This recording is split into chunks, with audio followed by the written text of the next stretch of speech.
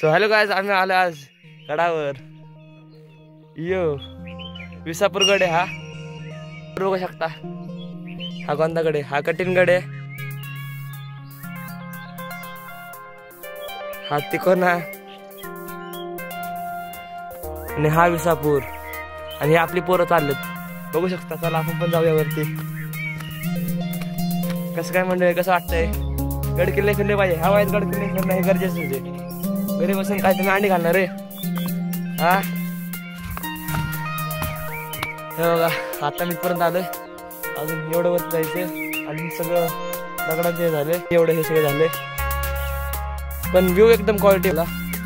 चला ब्लॉगची प्रॅक्टिस करतोय रे मी.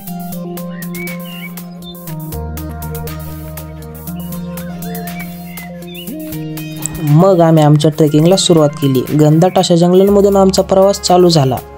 आम्ही वाट काढत काढत गडाच्या टॉपला जाण्याचा प्रयत्न करत होतो. मग पुढे जात जात एकमेकांच्या मदतीने आम्ही हा गड चढत होतो. आता इथे बघू शकता खूप मोठ्या आकाराचे दगडे कोसळलेले आहेत. त्या मोठमोठ्या दगडातून आम्ही वाट काढत आमचा प्रवास चालू होता. विसापूर हा किल्ला लोहगडच्या शेजारीच असल्यामुळे छत्रपती शिवाजी महाराजांनी लोहगड जिंकल्यानंतर विसापूर सुद्धा स्वराज्यात घेतला. पुरंदरला झालेल्या तहामध्ये औरंगजेबाला 23 किल्ले द्यावे लागले होते. त्याच 23 किल्ल्यांमध्ये हा विसापूर किल्ला सुद्धा समाविष्ट होता.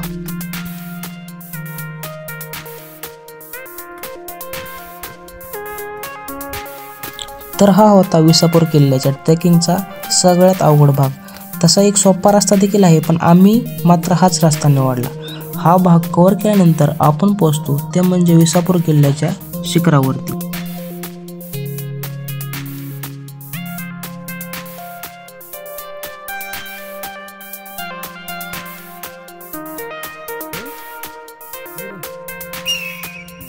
तर आम्ही एकदाच वरती पोहोचलो, पण वरती पोहोचल्यावर आम्हाला एक धान्य कोठार दिसलं. त्या धान्य कोठारात आम्ही आत जाण्याचा प्रयत्न केला, पण त्या धान्य कोठारात होत्या मधमाशा.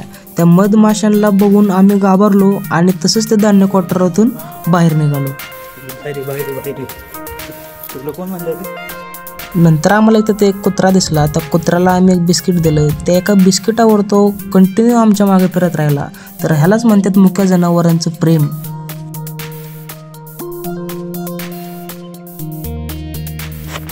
तर ज्या दृश्यासाठी आम्ही गेले कित्येक वेळ हा गड चढण्याचा प्रयत्न करत होतो, ते दृश्य आम्हाला वरती गेल्यावर बघायला मिळालं.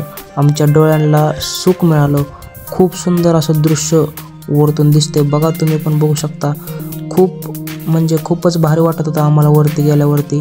आणि हा शेजारी तुम्हाला दिसतोय तो आहे लोहगड. लोहगड म्हणजे विसापूरला शेजारीच आहे. विसापूरला चिटकून असल्यासारखाच लोहगड आहे. त्याच्यामुळे लोहगड आणि विसापूर हे 2 गड सुद्धा तुम्ही एकाच दिवशी करू शकता, कारण की खूप प्रवास करण्याची गरज नाही. हे बघा आमचे पोरं कसे इकडे तिकडे फिरत आहेत. मग आम्ही अजून हा गड एक्सप्लोअर करण्याचा प्रयत्न केला. इकडे तिकडे फिरत राहिलो. चारी बाजूने गड फिरत राहिलो. आम्ही 3-4 जण होतो. सकाळी खूप मजा येत होती हा गड बघताना फिरताना. खूप भारीच वाटलं आम्हाला. आणि हा लोहगडचा व्ह्यू आहे जो तुम्हाला दिसतोय व्हिडिओमध्ये. आणि हा विसापूरवरून लोहगडचा व्ह्यू आपण बघत आहात.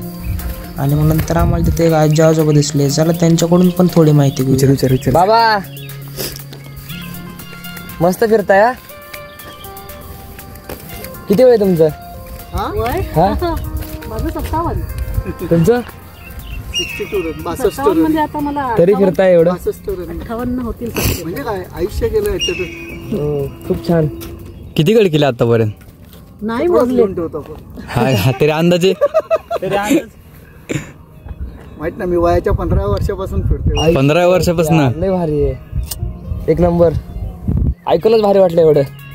15 वर्षापासून फिरते म्हणूनच आम्ही पण आता प्रयत्न करतो. फिरा छान. खरोखरच त्यांना भेटून आम्हाला खूपच भारी वाटलं. मग आम्ही त्या दोघांसोबत एक फोटो देखील घेतला.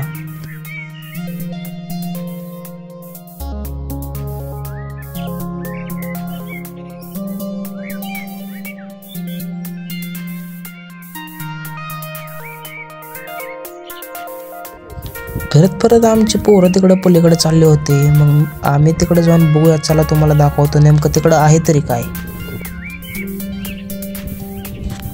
तर तिथं एक जातं होतं, चला त्या जात्याबद्दलची पण थोडी माहिती जाणून घेऊया.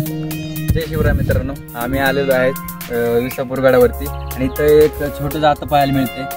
तिथं पण एक मोठं जातं आहे आणि इथे एक लाकूड लावलं जातं आणि इथे एक लाकूड लावतात आणि 2 माणसांनी धरून हे बिंगवलं जातं आणि यामध्ये धान्य टाकावं लागतं. आणि धान्य टाकले का यामध्ये 3 हे येतं आपले म्हणजे छिद्रसारखं हे येतं प्रकारे, यामधनं धान्य टाकायचं आणि इकडे साईडने ना पीठ पडतं त्यात. तर जुन्या काळामध्ये पण याचा वापर करत होते. आता काय आपल्याला काय गिरणी वगैरे आलेत त्यामुळं हे काय माहीत नाही लई जणांना.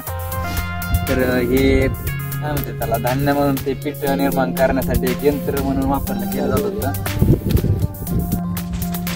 तर आम्हाला अशा एक पडलेल्या भिंती दिसत होत्या आणि अशी पडझड झालेली भिंती आणि दगडे सगळीकडं दिसत होते. हे बघून खरंच खूप वाईट वाटत होतं. खरंच आपल्या गडकिल्ल्यांचं संवर्धन झालं पाहिजे. आपले गडकिल्ले पुढच्या पिढीसाठी जपून राहिले पाहिजेत. यासाठी खरंच काहीतरी करणं गरजेचं आहे. आता इथे एक काठी होती. आमच्या पोरांच्या मनात आलं की आमच्याकडे झेंडा होता, तो झेंडा त्या काठीवरती लावावा, एक छान दिसेल असं आम्हाला वाटत होतं. मग आम्ही दोघंही तिथे गेलो आणि आमच्याकडे जो झेंडा होता तो झेंडा त्या काठीवरती लावण्याचा प्रयत्न केला. तेवढंच आम्हाला भारी वाटलं.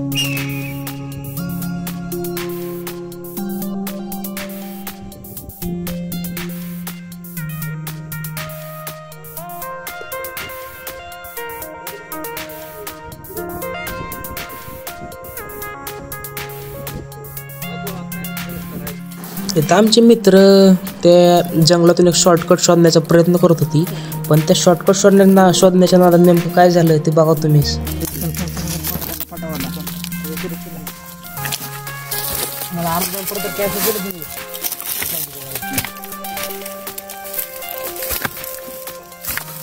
या जाऊच्या जंगलात